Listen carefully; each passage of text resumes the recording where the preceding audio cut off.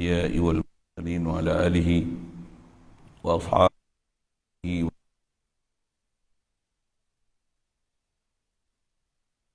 لنا إلا ما علمنا إنك أنت العليم الحكيم لا حول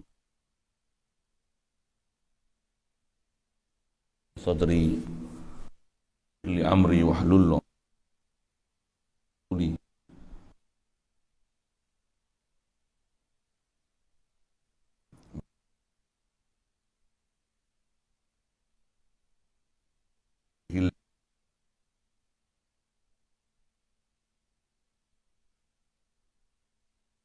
من همز وإن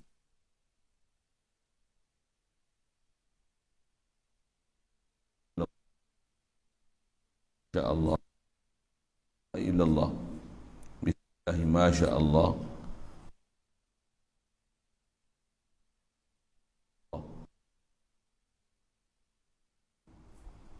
وبعد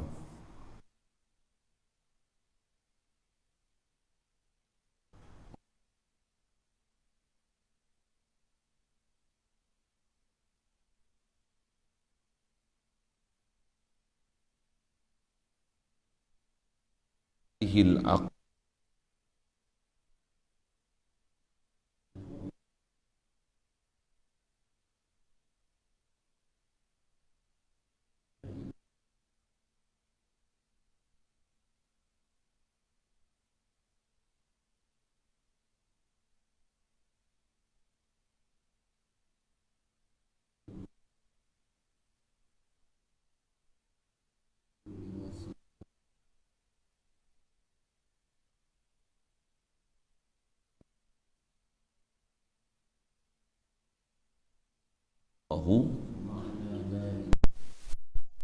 لا مستغني عن كل ما سواه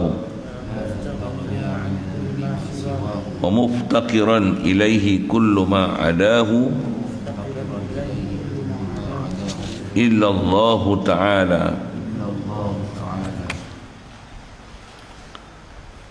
Jadi sekalian, syukur kita Allah Subhanahu Wa Taala dengan limpah kurnia Dia semata-mata masih mengekalkan kita dan memberikan kita kebolehan keberadaan atas muka bumi Dia ni. Alhamdulillah, Dialah yang beri kita juga nikmat besar dengan limpah kurnia Dia. Dengan mak ayah kita Islam, kita dilahirkan, dihukumkan Islam dengan syariat Dia. Alhamdulillah, syukur dengan Islam yang Allah Ta'ala beri pada kita tu.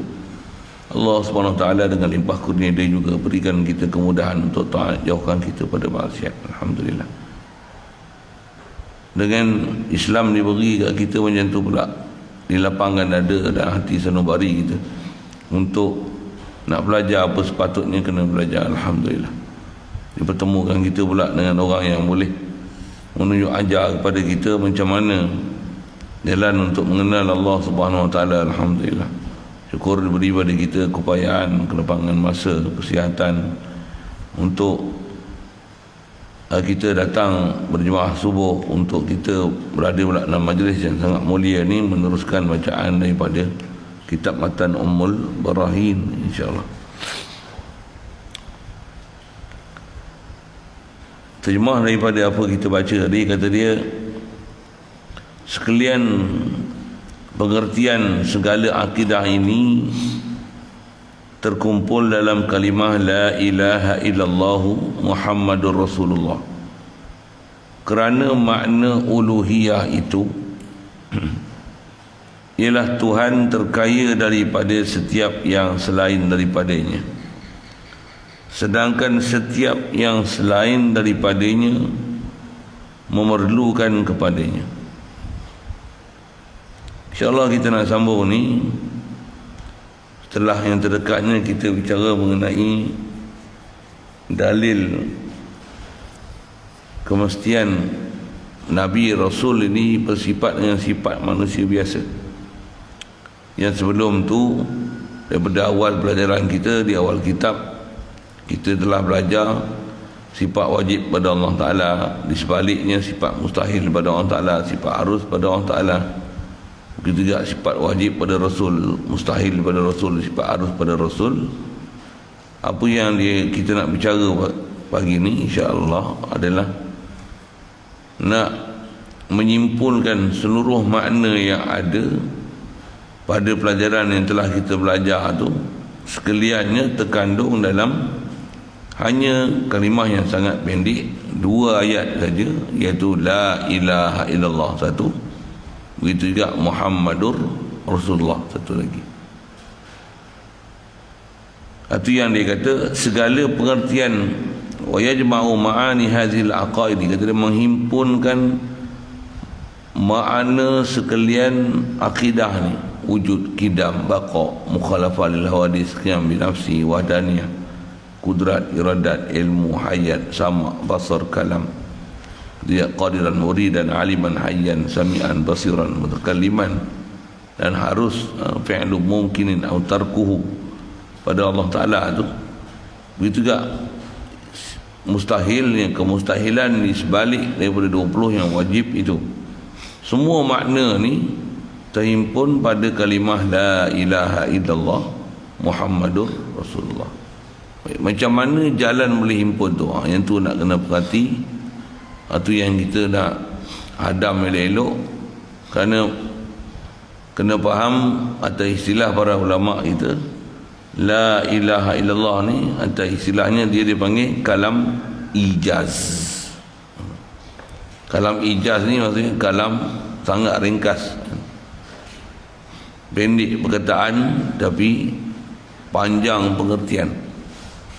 Apatah lagi pengertian dalam bab batin dia, makna yang kalau dihurai satu persatu takkan habis dan selesai maksud la ilaha illallah ni.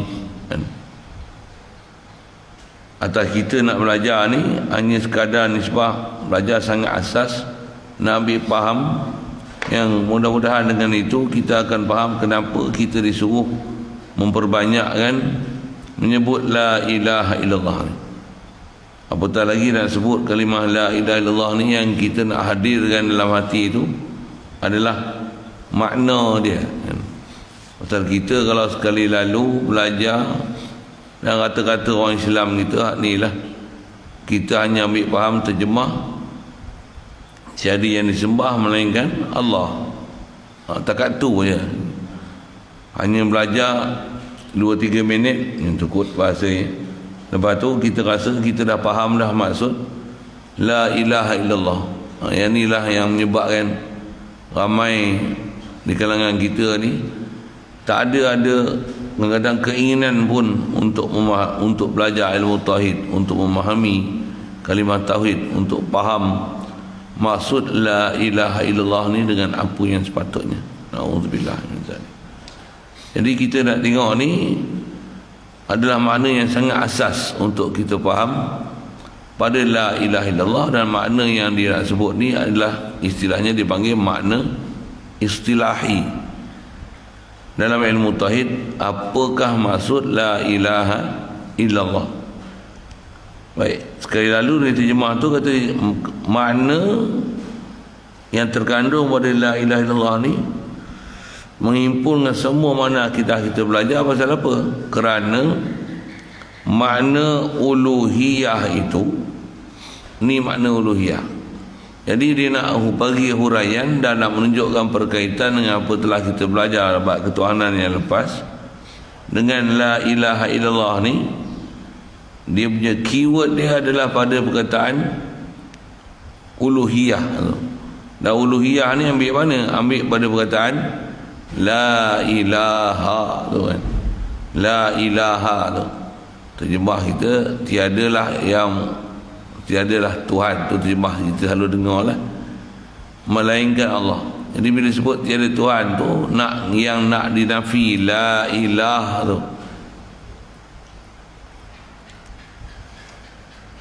yang nak dinafi itu atau isyarat pada maksud uluhiyah yang kita nak faham ni adalah nak menafikan bahawasanya makhluk sekaliannya tak ada memiliki sifat ketuhanan sama sekali. Bahasa mudah kita sebut tu, Tuhan ni hanya Allah je Tuhan. Selain pada Allah Ta'ala bukan Tuhan. Itu bahasa sangat mudah. Baik, kalau kata selain pada Allah Ta'ala ni bukan Tuhan, apa maksudnya?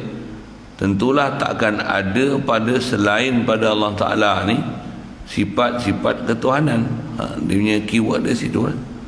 Istilah bahasa Arab ni ketuhanan dia panggil uluhiyah, sifat ketuhanan.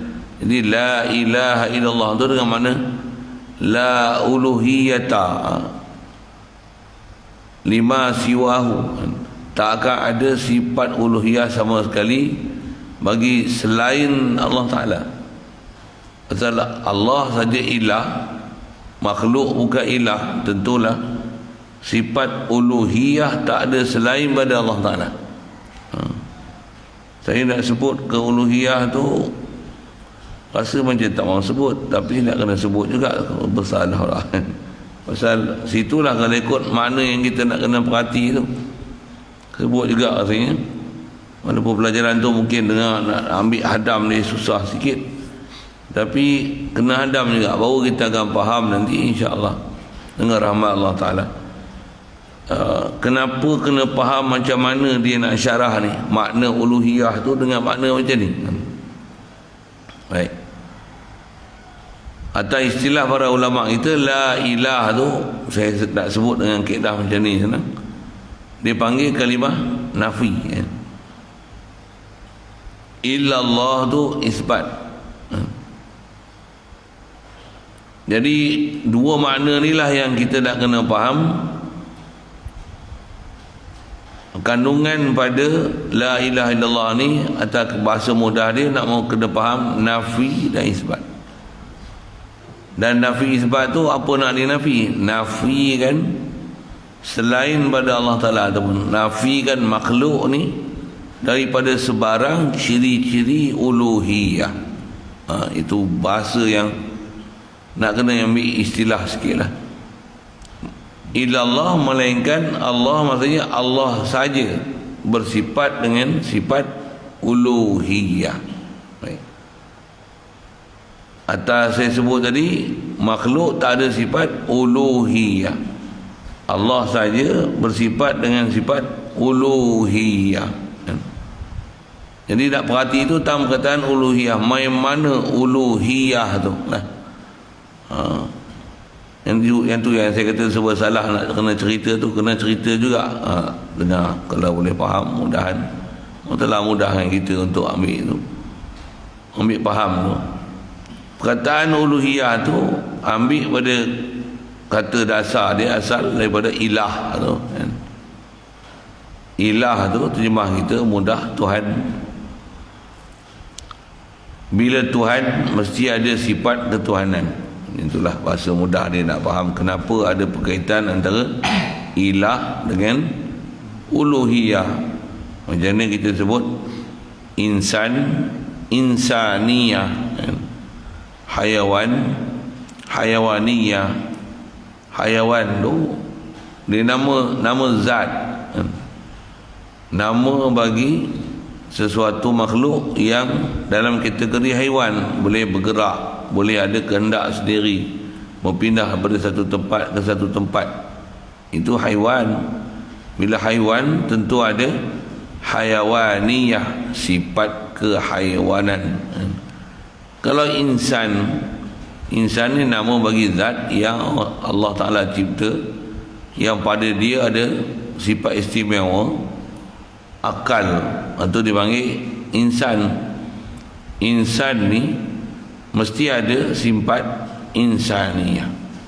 Kalau malaikat, dia mesti ada sifat malakiyah.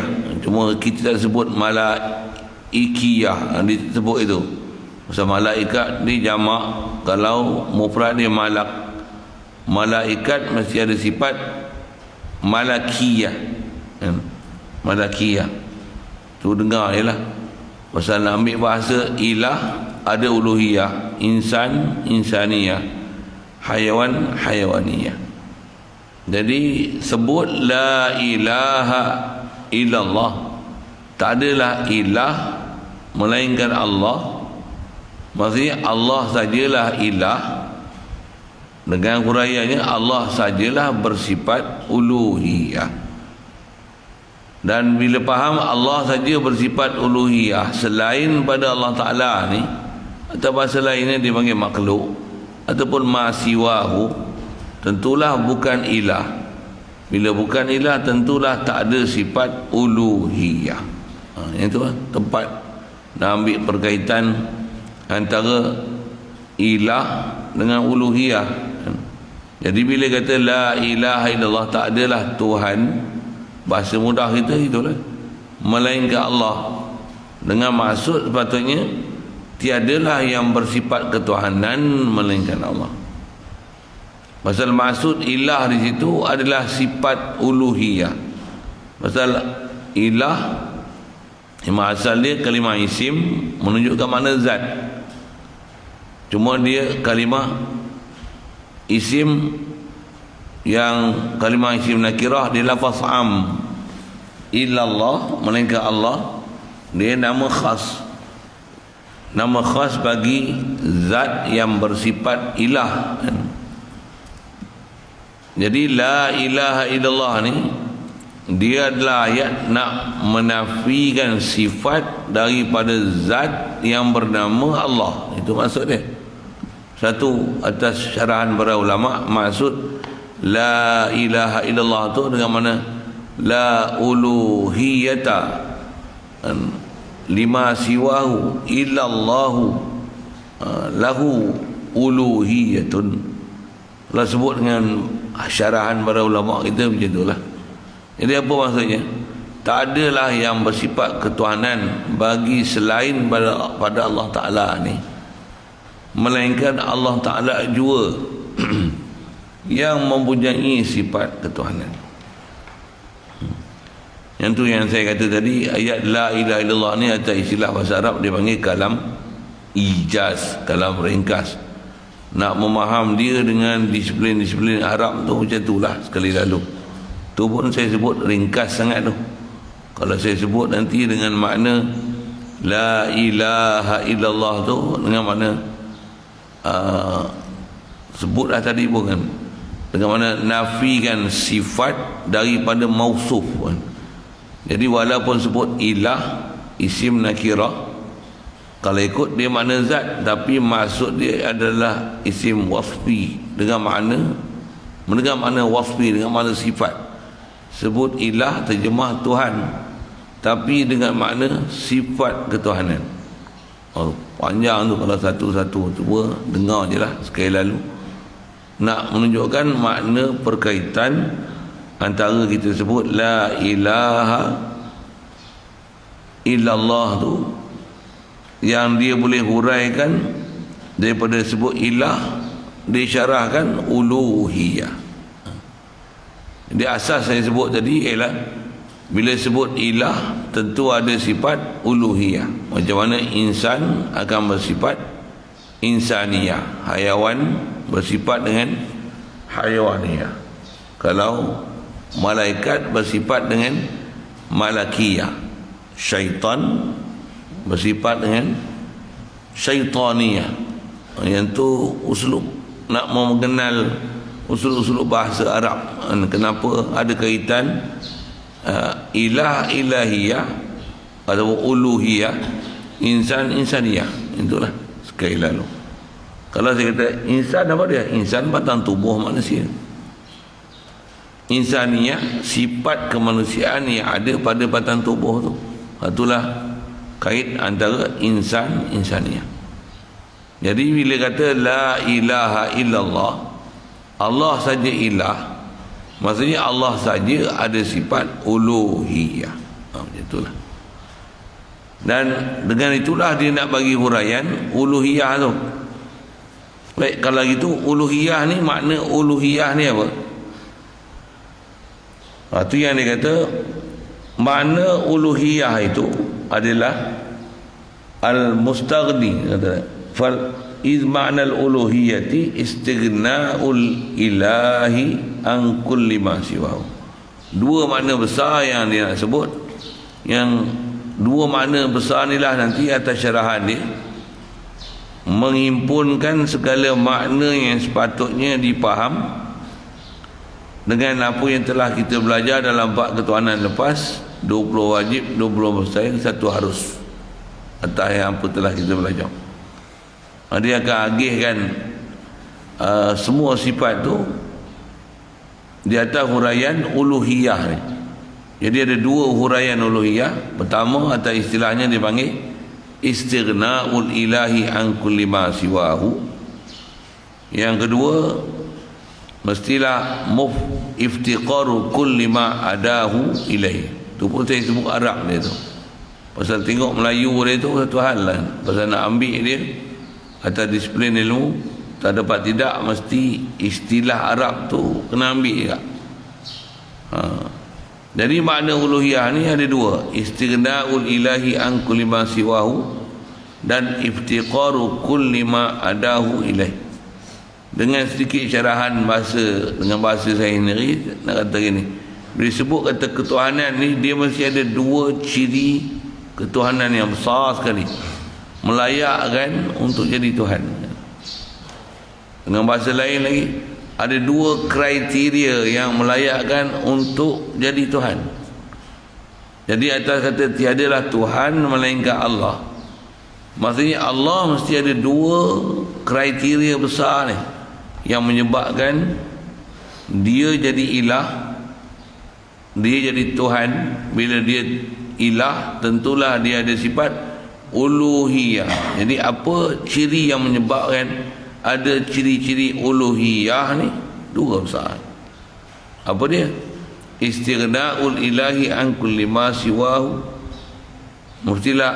Kedua, iftiqaru kulli ma adahu ilaih. Untuk nama Tuhan mesti ada, mestilah tak berhajat, tak ataupun terkaya Allah Ta'ala daripada setiap sesuatu.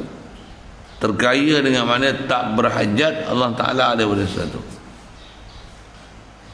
Bahasa pendek dia Ghani.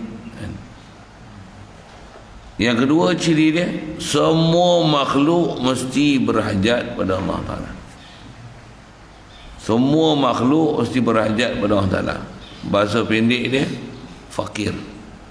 Itu yang fakir istilahnya iftiqar kulli ma adahu ilaih. Dan fakir ni siapa yang fakir? Fakir makhluk ke Allah. Yang pertama tadi istighna daripada perkataan ringkas dia Ghani. Siapa Ghani? Ghani Allah Ta'ala daripada makhluk. Jadi nak faham ketuhanan ni, dia mesti faham 2 konteks. Allah tak hajat pada makhluk. Lagi mesti pula nisbah makhluk pula, makhluk semua mesti berhajat pada Allah, pada Allah Ta'ala.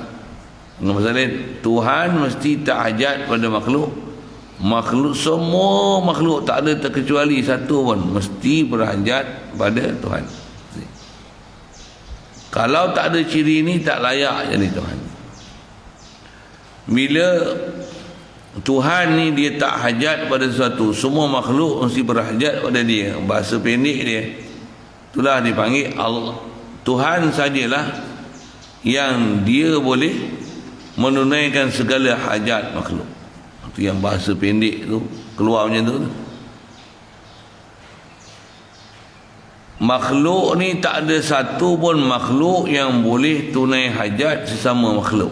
Tu dia punya konten dia tu kan. Allah saja, bila dia saja ilah, bila makhluk bukan ilah, makhluk takkan ada sifat ketuhanan, Allah saja bersifat ketuhanan. Allah di atas kata dia ketuhanan ni, mestilah dia tak hajat pada sesuatu, mestilah semua makhluk hanya berhajat pada Allah Ta'ala. Yang tu baru nak ambil kenapa faham macam tu. Dan bila faham macam ni dengan faham yang betul, baru kita akan boleh refreshkan iman kita ke Allah Ta'ala dengan hanya menyebut la ilaha illallah. Kalau tak faham, yang tu yang kita tak ada jalan untuk kita nak sebut la ilaha illallah ni rasa lega, tak boleh kan? Pasal kita tak hadam maksud yang ada pada la ilaha illallah, pasal dia terlalu ringkas kan saya sebut. Bukan terlalu ringkas, terlalu ringkas kan? Bahasa nak menunjuk, saya tu sebut banyak kali macam tu, siapa nak menunjukkan memang ringkas sangat. Ringkas tu sampai kita bodoh, tak faham apa jadi Tuhan dekat Allah. Itu je. Padahal makna dia, kalau orang yang faham betul-betul ni, kalau di tengah runsing tu la ilaha illallah, selesai masalah. Kalau ada orang kafir Allah, kalau kita lah rasa kita hebat ke apa-apa kan, la ilaha illallah, habis, hancur luluh, tak ada apa kita ni, la ilaha illallah. Tapi bila kita tak faham, nanti yang tak sebut tak rasa apa-apa tu lagi pendek daripada la ilaha illallah ni, tak faham pun dengar apa dia, pendek je Allah, lagi pendek, lagi kita tak faham apa. Satu Quran bahasa dia macam tu. Quran kata apa?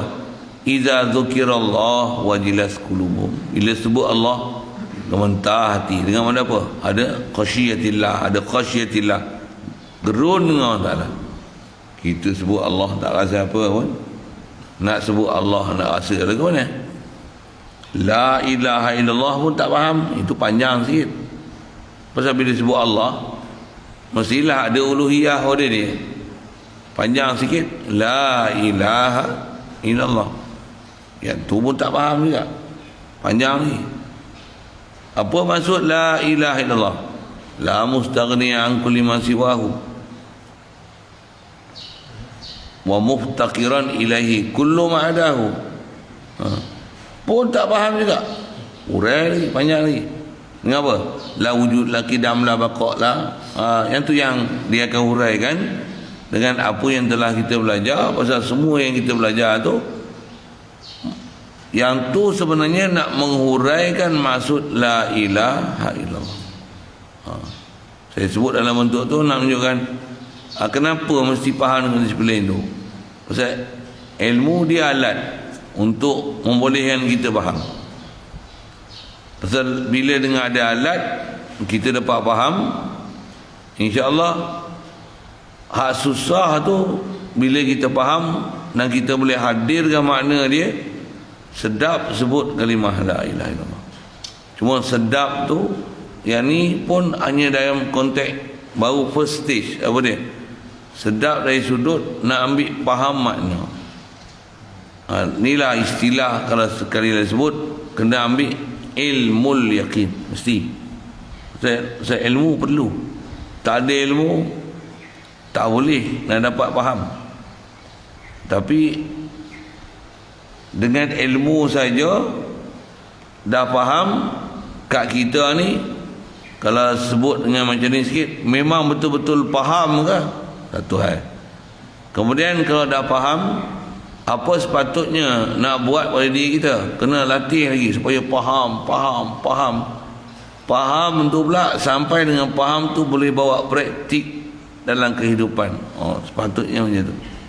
Itu yang latihan la ilaha illallah ni, Muhammadur Rasulullah ni, Rasulullah ajar sahabat 13 tahun di Mekah, selepas tu di Madinah.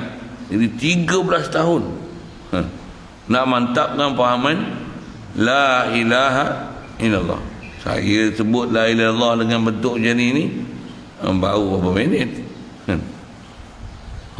Tapi macam mana pun kena ambil disiplin. Dan ambil disiplin ni atas kata nisbah nak ambil faham, sepatutnya macam mana saya faham, macam tu lah tuan-tuan kena faham. Itu yang saya cuba faham kan. Tambah kalau disiplin kita mengaji ilmu ni, saya sebut tu bukan sekadar sebutan, bahkan tuan-tuan kena sebut balik. Yang tu yang untuk boleh sebut balik tu kadang mungkin susah. Tu yang kena duduk mengaji khas, duduk pondok, belajar. Itu yang saya sebut belajar macam mana, kena faham ilah ni adalah kalimah isim. Isim mesti menunjukkan ada pada dia wasfi. Isim dia menunjukkan makna zat. Isim juga ada menunjukkan makna wasfi. Syarah tu panjang. Kena duduk pondok betul-betul nak faham. Lepas tu daripada kalimah isim ni dia menunjukkan makna masdar. Pasal apa? Ilah mesti menunjukkan makna uluhiyah. Macam mana insan mestilah ada sifat insaniyah. Syaitan syaitaniyah. Malaikat malakiyah. Nak menunjukkan ada perkaitan antara kalimah isim, mesti menunjukkan ada zat musamma dia, dan kalimah isim mesti setiap zat, setiap kalimah nama menunjukkan siapa zat dia, dan setiap zat dia mesti menunjukkan sifat dia. Yang tu atas istilah kalimah dipanggil ada dilalah kalimah. Setiap kalimah dia mesti ada dilalah dia, ada petunjuk dia. Maksudnya ada kalimah yang mesti dipaham, ada benda yang boleh dipaham. Jadi pada la ilah tu nak faham tu macam tu. Tambah pula kita sebut ni bukan ilah tapi dah sebut Allah. Atau istilahnya la ilah, ilah ni dipanggil common noun, bahasa Inggeris sikit. Allah dia proper noun, nama am, nama khas. Kalau kita kata kucing lah, kucing dan si comel. Comel ni dia mesti khasnya. Kucing yang bernama comel mesti bersifat kekucingan. Kalau Melayu ni kadang diganggu sikit tu lah. Mesti. Apatah lagi atas kita nak sebut dalam konteks ilah tu Tuhan. Allah ni Tuhan yang khas, yang memang Tuhan sungguh-sungguh, yang memang satu-satunya Tuhan. Itulah Allah. Ilah ni Tuhan yang sebenar secara umum. Bila Tuhan mesti ada ilah, mesti ada uluhiyah. Allah nama khas, tentulah uluhiyah ni khas pada Allah saja. Saya tak tahu tuan-tuan support tak support apa saya sebut ni. Pasal disiplin ilmu dia nak ambil huraian tu macam tu lah. Itu yang nisbah nak mengaji, itu yang kena duduk madrasah, kena duduk pondok. Pasal ilmu-ilmu yang betul-betul alat nak support ni mesti duduk tempat pengajian yang khas. Satu. Dan mengaji pula dia belum selesai lagi, pasal dengan pengajian dia mesti ada kefahaman, pula tu kena ada latihan, mesti ada tarbiyah. Kalau tak ada tarbiyah tu yang tak sempurna kita punya faham la ilaha illallah ni. Kadang-kadang satu sudut dah faham, tapi pasal tak ada latihan, apa yang kita faham tu berlalu seperti air sungai lalu tu. Macam tu je lah. Dia tak membawa hadir dalam hati. Untuk bawa hadir dalam hati, dia mesti ada tarbiyah. Antara tarbiyah tu kena banyak kan sebut. Satu. Antara tarbiyah ni ada lagi pelajaran yang lagi panjang daripada tu. Apa dia? Kena lalui kursus pula nak faham satu-satu macam mana untuk ada istilah, ada tingkatan kefahaman dia daripada stage 1, 2, 3, 4. Itu antara stage yang disebut ulama. Macam mana nak naik daripada satu keadaan ke satu keadaan, kaifiat nak memahamkan la ilaha illallah ni supaya kita benar-benar sebut dia, boleh hadam dia dan rasa sungguh-sungguh maksud yang dikendaki daripada la ilaha illallah. Satu, kalau setakat kita faham tiada Tuhan melainkan Allah, Nabi Muhammad pesuruh Allah, dia serupa macam orang kafir baru masuk Islam, mu'allab bahasa dia. Kasar sikit lah. Maksudnya kita punya faham la ilaha illallah ni mu'allab semua.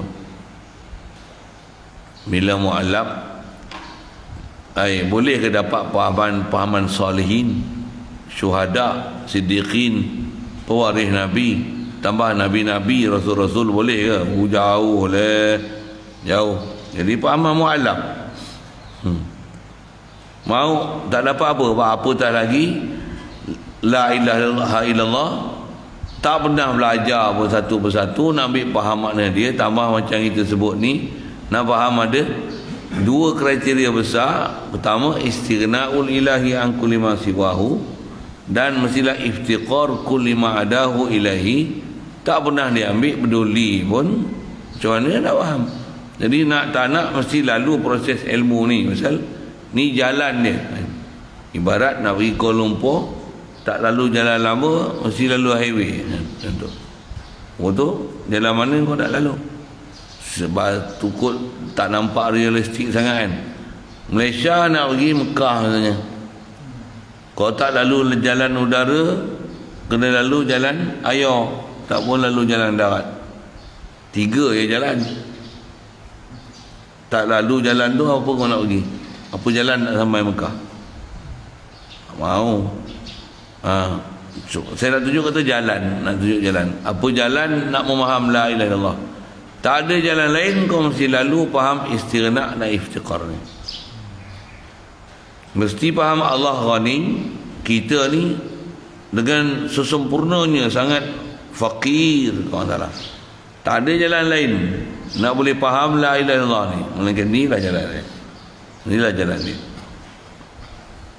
Dan dia daripada mula ambil jalan ni sampai ujung, inilah dia punya dasar dia nak boleh jalan ke Allah Ta'ala. Tak faham ni, tak jumpa jalan ke Allah Ta'ala. Tak jumpa jalan ke Allah Ta'ala. Jadi jalan besar untuk Allah Ta'ala ni mesti faham dua ciri besar dan kriteria ni. Apa dia? Bahasa pendek yang sebut ni, Allah Ghani, kita fakir. Istilah tak nak faham la ilaha illallah ni, apa dia? Istighna'ul ilahi an kulli ma siwahu. Kena hafal sikit. Kena hafal sikit. Kena hafal sikit. Sebut tak? Boleh? Boleh tak? Sebut. Ikut saya. Tu yang ngaji ada kitab kan? Lagi ada nota kan? Itu pun alat juga. Alat juga. Habis-habis itu tak ada telinga, ada mata, lepas tu ada kepala otak. Semudah saya itu lah. Takkan benda lain dengar boleh faham, elok je faham. Yang ni duk susah-susah. Mana bawa peho, bukan semua orang boleh bawa peho. Tapi yang boleh bawa. Jadi maksudnya, hang cekap juga faham tu. Oh, kalau cari bawa peho, orang tak cari lain lah. Mat mana mat? Tak mau cari orang lain lah. Kan? Nak pegang kitab tu mujur lah. Alhamdulillah. 2-3 hari lagi apa tu? Nak sebut apa ni? Kalau tak ada orang boleh buat macam tu, malaikat hang seorang, maksudnya hang ada special itu. Cuma yang tu dah menghadap lama. Berapa tahun dah buat PO? Berapa tahun dah buat? 10 tahun. Kalau 10 tahun pegang kitab macam mana? Tu ni baru nak pegang, ini baru nak tengok. Mana nak lekat? Sikitlah sebut gitu kan. Boleh sebenarnya. Itu yang bayang tengok sahabat yang ummi berdamping dengan Rasulullah pun 13 tahun duduk di Mekah. Untuk la ilaha illallah saja. Kita ni macam-macam ummi ada. Kita taklah ummi yang tak kenal alif bata, tapi ummi dari sudut nak mengenal Tuhan tu ummi. Ummi situ. Rasulullah dia ummi menulis membaca. Tapi dia kenal Allah Taala. Itu juga para sahabat radhiyallahu taala anhu. Kita ni boleh membaca, boleh menulis, tapi ummi dalam bab mengenal Allah Taala. Jauh kita ni. Satu kadang berapa ramai orang yang terpelajar dalam bab menulis, membaca, kemahiran bahasa, tapi ummi dalam bab mengenal Allah Taala. Ummi sungguh. Tak pernah faham pun yang Ghani ni Allah Taala daripada alamin. Yang makhluk ni, kita makhluk ni fakir ke Allah Taala, tak pernah faham pun, apatah lagi nak jatuh hati ke Allah Taala. Jauh sama sekali. Na'udzubillah. Mudah-mudahan Allah Taala mudahkan kita untuk faham ni. Saja sebut beletiak lagi kot tu. Nak faham asal apa dia? Jadi la ilaha illallah ni nama apa? Tiadalah yang bersifat uluhiyah melainkan Allah Ta'ala. Jadi la ilah tu, maksud dengan ilah tu adalah uluhiyah. Kerana maksud daripada kalimah la ilaha illallah ni ialah qasarkan sifat ke atas mausuf.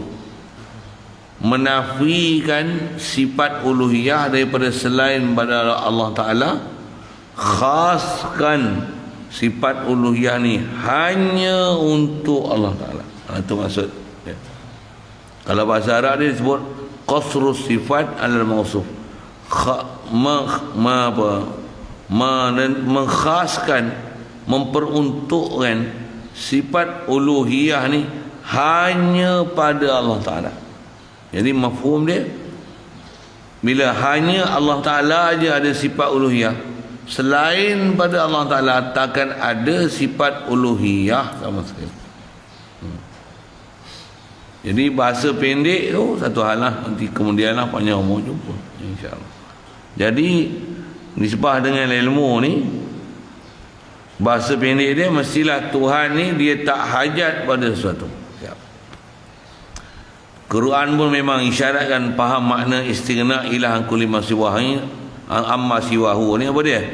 Wallahu ghaniyun 'anil alamin. Allah ni ghani, kaya, artinya tak hajat, 'anil alamin, daripada alamin. Belajar bahasa Arab pula lah. Alamin ni alam, apa alamin? Ma siwa Allah, selain pada Allah Ta'ala. Tunggu saya syarah lanjut lagi, panjang sangat, nak cukup sekali lalu tu. Wallahu ghaniyun 'anil alamin. Allah tak hajat daripada sekalian alam. Makhluk ni Allah Ta'ala tak hajat sama sekali. Ya. Dan ni teras sangat nak faham Tuhan. Bila Allah tak hajat pada makhluk, mutu dia buat kita ni, kita makhluk dia, mutu apa yang mesti ada kat kita, mesti kena faham kita ni makhluk dia. Kita ni sangat-sangat berhajat pada Allah Ta'ala. Bahkan di atas faham la ilaha illallah ni, bukan sangat-sangat berhajat pada Allah Ta'ala, tiadalah tempat berhajat pada kita ni melainkan hanya ada Allah Ta'ala. Itu dia punya statement. Sikit je atas nak muhasabah diri. Yang ni untuk ilmu muhasabah dan ambil faham. Betul ke kita memang rasa kita berhajat kepada Allah Ta'ala? Yang tu lah nak semak kefahaman kita tu. Betul ke kita rasa kita berhajat pada Allah Ta'ala? Rasa tak berhajat dekat duit, rasa tak berhajat pada makanan, rasa tak berhajat pada harta benda, rasa tak berhajat pada teman, taulan, sahabat, andai, rasa tak berhajat kat udara, matahari, pekerjaan. Kita rasa berhajat macam-macam. Yang ni lah nak kena faham. Apa dia? Yang ni berhajat yang kita tengok, yang kita memang lalui rasa berhajat ni. La ilaha illallah ni dia nak memahamkan sebenarnya kita ni berhajat, realiti hakikinya ke siapa. Jadi hajat yang kita duk rasa berhajat ni, yang ni hajat yang hukum irtibatun adiyah, apa? Pertambatan adat, pertambatan yang kita tengok secara zahir. Yang ni lah kita nampak keberhajatan kita. Tempat tinggal, pakaian, makanan, minuman, anak, isteri, suami, wang ringgit. Ini kita nampak kehajat kita. Nabi Rasul datang nak ajar kita keluar daripada faham ni. Bukan maksudnya keluar daripada faham makan minum, bukan. Makan minum memang makan minum, tak boleh nak tinggal. Tapi makan minum dengan rasa Allah lah yang menunaikan hajat kita. Kita makan minum, hidup, berpakaian, tempat tinggal, makanan, minuman, anak, isteri ni, ya Allah lah yang menunaikan segala hajat kita. Yang Allah lah ilah, makhluk bukan ilah. Makhluk tak boleh menjadi penunai hajat sama sekali. Makhluk sentiasa berhajat pada Allah Ta'ala. Walaupun kita hajat pada makanan, makanan pun berhajat kat kita. Makhluk ni sesama makhluk sebenarnya berhajat antara satu sama lain. Dan sebenarnya makhluk ni bukan berhajat antara satu sama lain pun. Sebenarnya makhluk ni berhajat kepada Allah. Yang tu lah nak ambil faham la ilaha illallah. Makhluk ni fakir ke Allah Ta'ala. Makhluk bukan fakir ke makhluk. Kalau fakir pun dia fakir suratan, fakir pada rupa kepada makhluk. Perlu makan. Sebenarnya perlu makan ke perlu Allah? Macam mana jalan berfikir dia sekali lalu? Kita perlu makan. Makan pun perlu kita. Pasal kita nak makan kena masak contoh. Nak makan kena tanam. Nak makan lembu kena sembelih, kena bela, kena tangkap. Dia perlu kita, kita perlu dia. Sekali lalu sebut itu. Yang inilah rupa yang kita dok tengok. Rupa yang kita dok tengok. Jadi la ilaha illallah ni nak mengajar kepada kita apa dia? Rupa yang kita dok tengok ni rupa-rupanya yang ni sebenarnya bukan realiti yang tempat kita berhajat sebenarnya. Tapi dia adalah laluan dan jadi adat, kebiasaan, sunnah pengurusan Tuhan. Jadikan seluruh makhluk ni macam ni keadaannya. Sebenarnya makhluk ni bukan berhajat sama makhluk, tapi makhluk ni berhajat kepada Tuhan yang menjadikan makhluk. Sekali lagi saya sebut, kalau contoh makan tu, kita ajak pada makan. Makan sebenarnya makanan ni dia dengan kita, kita lagi sempurna daripada makanan. Kita ada akal, makanan bukan akal. Kita hidup, makanan tak hidup. Kita ada nyawa, makanan tak ada nyawa. Kita boleh olah dia, dia tak boleh olah kita. Takkan kita yang ada nyawa kita boleh olah dia, dia tak boleh olah kita. Takkan bila kita makan dia boleh mengenyang kita. Ini hujah-hujah akliyah untuk memahamkan konteks yang kita nak kena faham pada la ilaha illallah ni. Yang ni juga adalah disiplin ilmu diajar oleh para ulama kita untuk kita boleh faham, oh sebenarnya memang betul lah la ilaha illallah ni. Tentu jalan nak syarah dia tu panjang, ngaji tu kena lama. Lepas tu nak keluar daripada rasa kebergantungan kepada makhluk ni, dia bukan sedikit masa.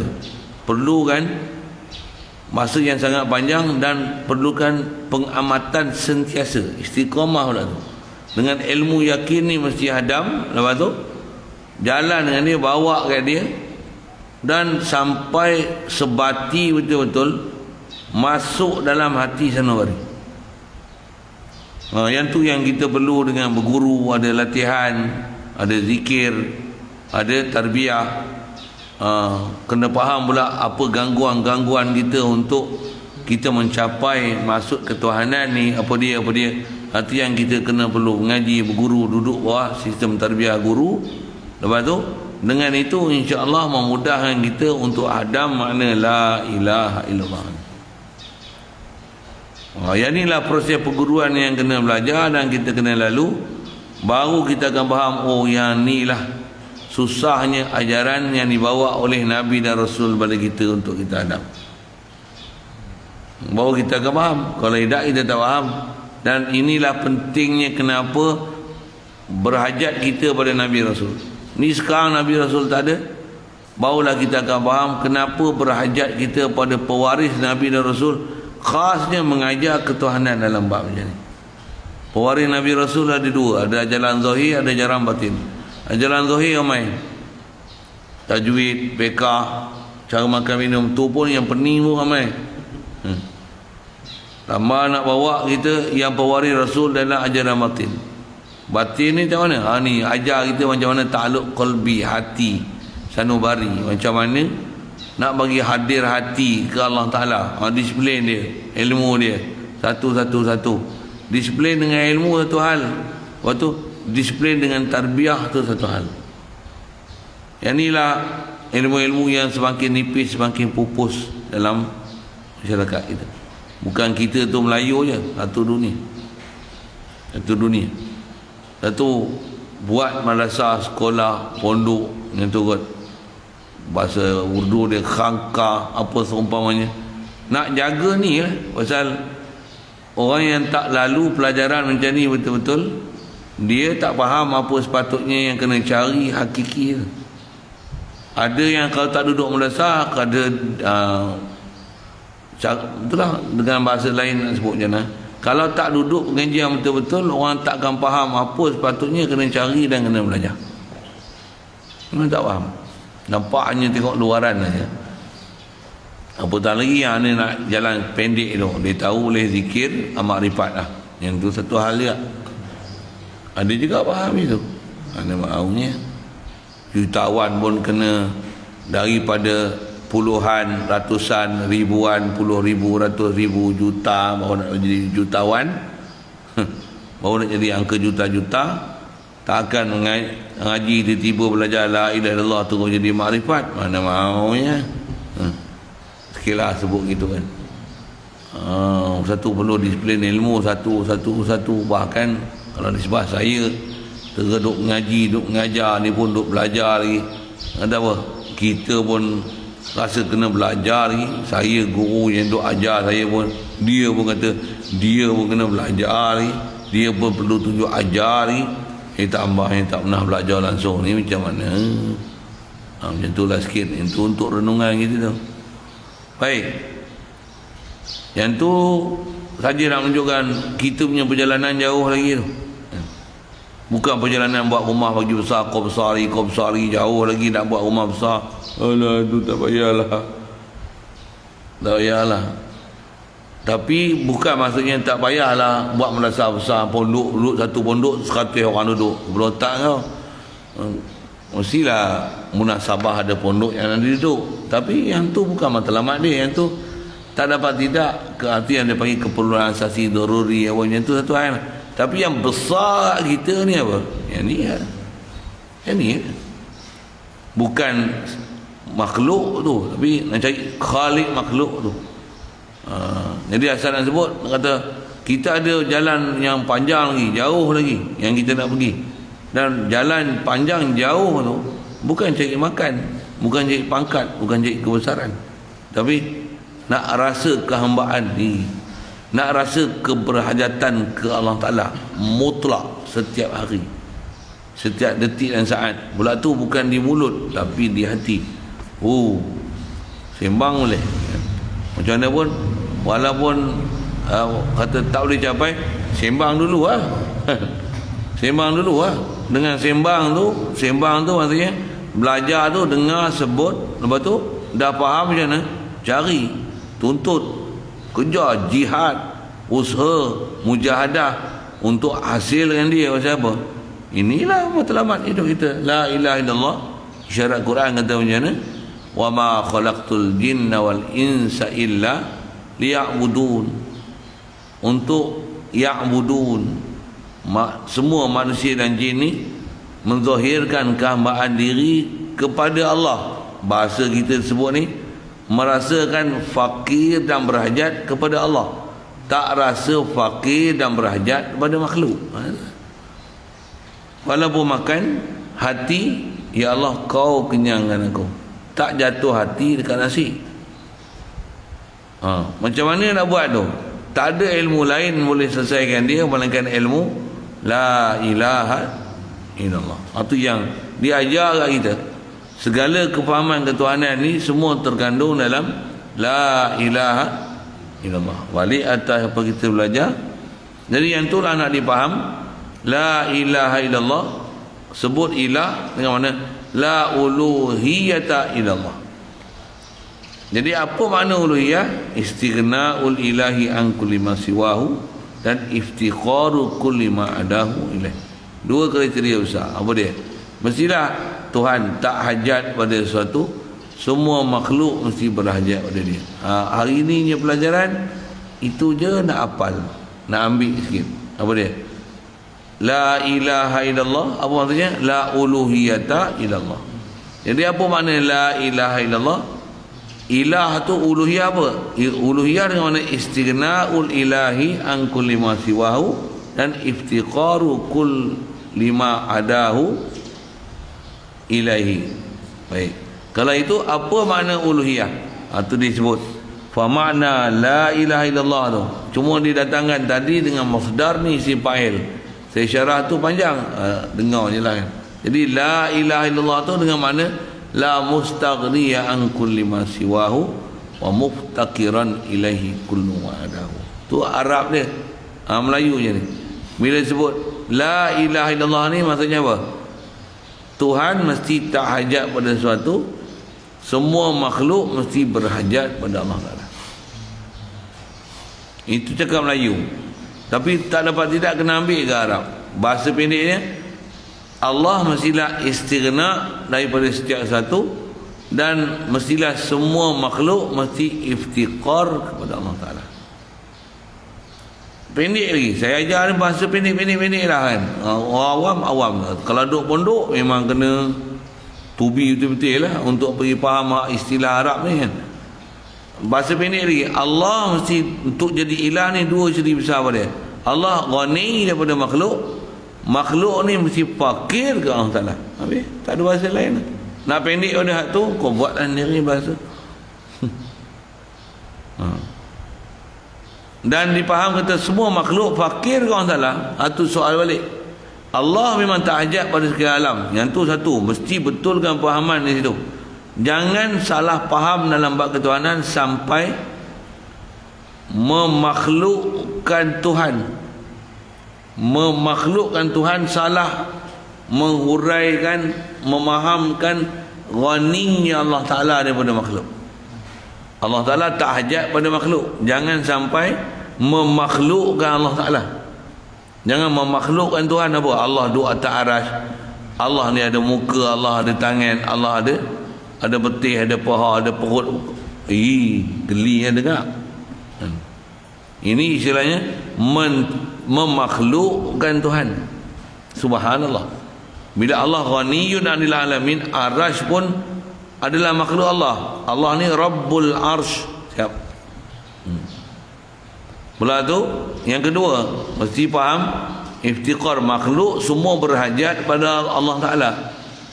Semua makhluk mesti berhajat pada Allah Ta'ala. Jadi jangan sampai mentuhankan makhluk.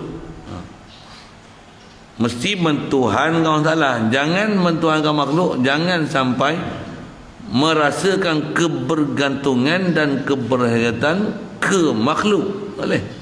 Makhluk ni rupa saja nampak bergantung dan berhajat. Berhajat ni mesti letak perasaan ke Allah Ta'ala. Atas perjalanan hidup, lapar makan, dahaga minum, nak ambil pun bismillah. Makanya huwallazi yut'imuni wa yasqin. Dia yang bagi makan aku, dia bagi kenyang aku, dia bagi minum aku, dia yang hilangkan dahaga aku. La ilaha illallah. Yang inilah perjalanan muslim, mukmin. Mukmin macam ni. Macam ni baru mukmin. Wadi iman.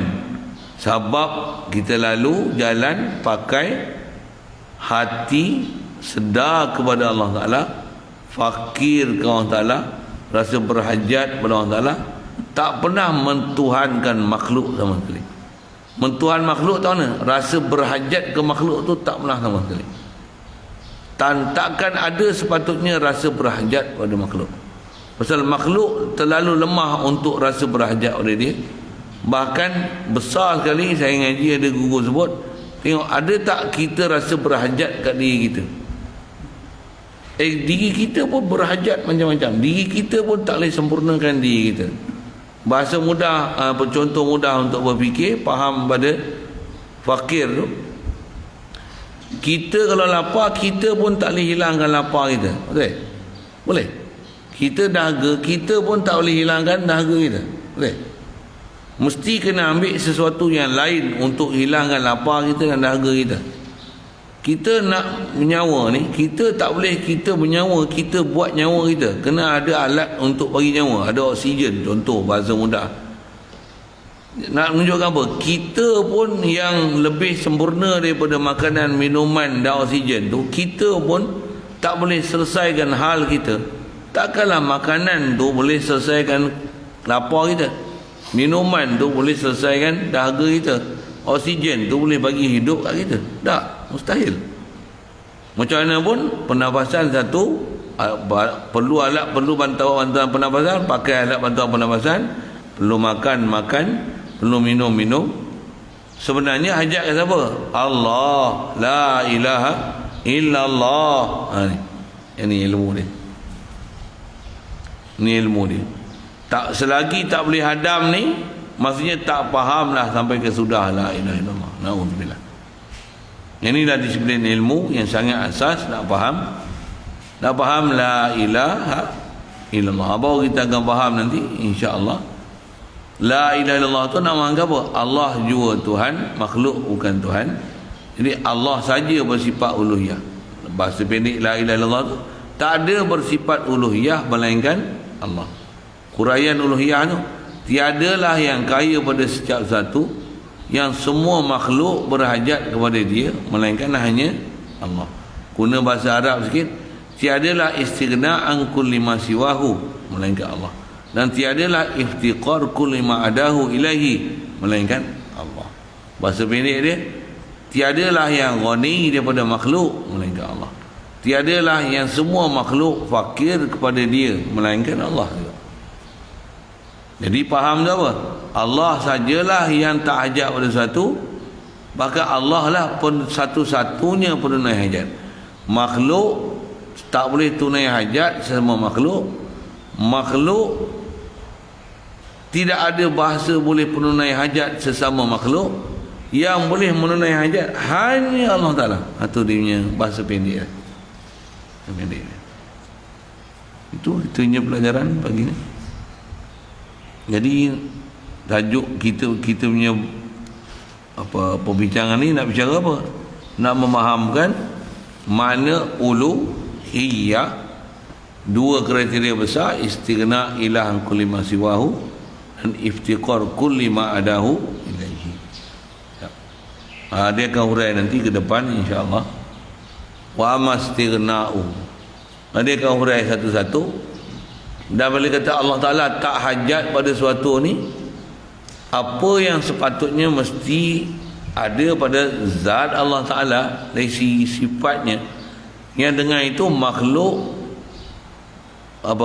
yang nanti Allah tak hajat pada makhluk. Begitu juga nanti daripada mana sifat yang telah kita belajar, dengan sifat dan ciri itu, dengan itulah makhluk nanti memang kita akan faham sangat berhajat pada Allah. Pasal apa? Allah ada ciri ni, makhluk tak ada ciri itu. Maka yang inilah penyebabkan makhluk sangat berhajat pada Allah. Makhluk pun diri dia tak boleh dia berdiri atas diri dia, dan bila tak boleh makhluk berdiri atas diri sendiri, makhluk mesti ada tempat berdiri. Dan semestinya makhluk dia mesti qaim billah. Makhluk tak boleh qaim bi nafsi. Itu ada pelajaran dia lah, panjang umur jumpa. Sambungan nanti, amastighna'uhu jalla wa azza an kulli ma siwa. Allah. Ada soal?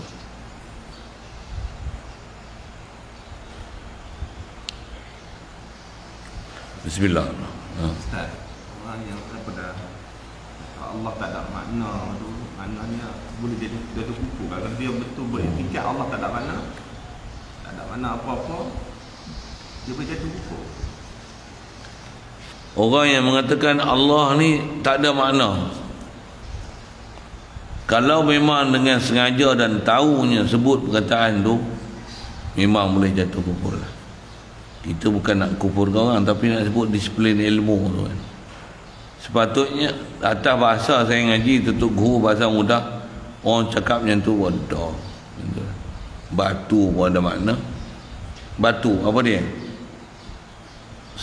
Satu pepejal, gitu kan, yang terdiri daripada silika dan silikat, silikon, buruh lah macam tu kan.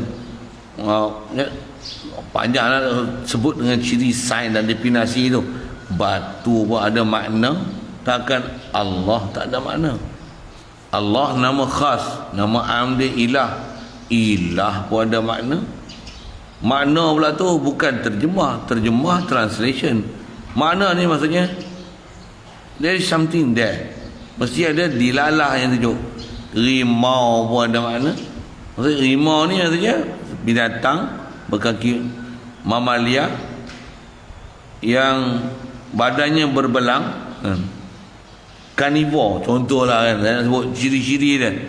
Dia sebut je, dia mesti menunjukkan dilalah kepada siap zat apa, nama kalimah nama kita sebut, sama ada menunjukkan zat atau menunjukkan mana sifat. Ilah pun ada, apatah lagi Allah nama khas, bukan common noun tapi proper noun. Jadi kalau sengaja cakap macam tu, sengaja menempah diri ke lembah bahaya lah tu. Cuma atas kita bersangka baik, mungkin dia tak faham kot kan. Dan itulah bersangka baik, terlalu baik kita ni kadang bersangka baik sangat dengan orang. Patut macam itulah atas doa. Rasulullah ajar kita macam tu, bersangka baiklah di atas. Dia taklah bermaksud nak menafikan Allah ataupun ilah tu. Mungkin dia ada maksud dia yang tertentu, yang kata Allah tak ada makna, tapi bahasa kasar kena sebut apa dia, bodoh. Tak cermat lah dari segi bercakap. Tu kata babi pun ada makna. Kalau saya paksa hulu saya macam tu kan, semua ni babi pun ada makna.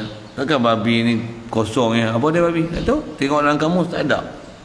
Alah, yang buat kelakar kan? Mesti yang tu pun ada menunjukkan dia haiwan, hidung kembang, badan gemuk. Pergi pasal itu kan. Yang dia najis mughallazah pada ain dan zatnya, campur sikit pada hukum syarak itu. Yang tu pun ada makna, babi pun ada makna, takkan ilah tak ada makna, takkan Allah tak ada makna. Subhanallah. Okay, lalu itulah. Jadi memang salah besar, bahasa mudah salah besar. Kalau sebut berlembut sikit, salah besar lah cakap macam tu. Kenapa lah cakap macam tu? Betul? Kalau dah salah kita taubat, tarik balik lah. Tambah ada orang dah pakai masalah besar tu. Na'udzubillah. Mudah tak ada pelihara kita, tak jadi gitu. Bismillahirrahmanirrahim. Allahumma nawwir qulubana min nur hidayatika. Kama nawwartal arda min nur syamsika abadan abada bi rahmatika ya arhamar rahimin. Warzuqna fahman nabiyyin wa hifdzal mursalin wa ilhamal malaikatil muqarrabin wa sallim tasliman ala jamil anbiya wal mursalin. Alhamdulillah.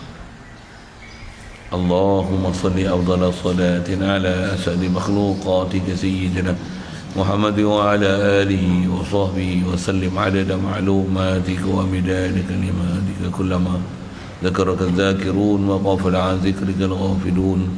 اللهم صل أفضل صلاة على أسر مخلوقاتك سيدنا محمد وعلى آله وصحبه وسلم عدد معلوماتك ومداد كلماتك كلما ذكرك الذاكرون وغفل عن ذكرك الغافلون.